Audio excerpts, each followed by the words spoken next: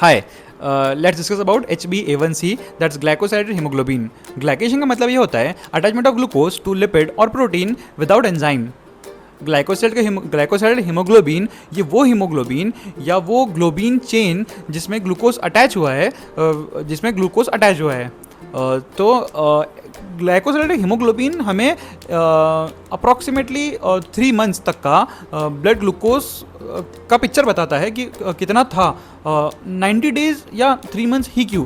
Because RBC का life span approximately 4 months और 120 days होता है, जिसमें से कुछ आरबीसीज ऐसी होती है जो जस्ट बनी हुई होती है, या कुछ वो होती है जो मरने वाली या ख़त्म होने वाली हुई होती है, या ख़त्म होने वाली होती है। तो अप्रॉक्सीमेटली हम 90 डेज कंसिडर करते हैं। सो HbA1c 90 डेज तक का आपका ब्लड ग्लूकोज का आपसे दर्शन करवाता है।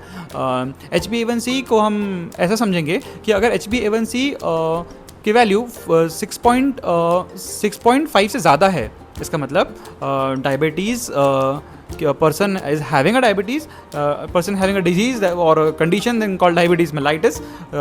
इसे आगे कन्फर्मेटेड टेस्ट या फिर इसे आगे और ट्रीटमेंट की ज़रूरत है। और अगर 6.5 से कम है, 6.5 to 5.7 है, तो ही इज़ प्री डायबिटिक या फिर प्रोन। जस्ट वो अगर कुछ मेजर ले तो फिर बच सकता है, या फिर he is prone to just become a diabetic person और प्री डायबिटिक पर्सन। और अगर 5.7 से कम है तो कुछ टेंशन की बात नहीं है, तो नॉर्मल है। इसके बाद में गोल्ड स्टैंडर्ड टेस्ट ये नहीं है। Gold standard is OGTT। OGTT is oral glucose tolerance test.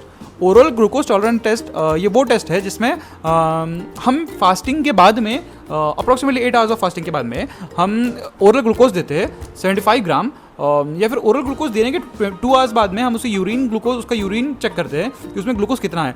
सो ये गोल्ड स्टैंडर्ड टेस्ट है OGTT।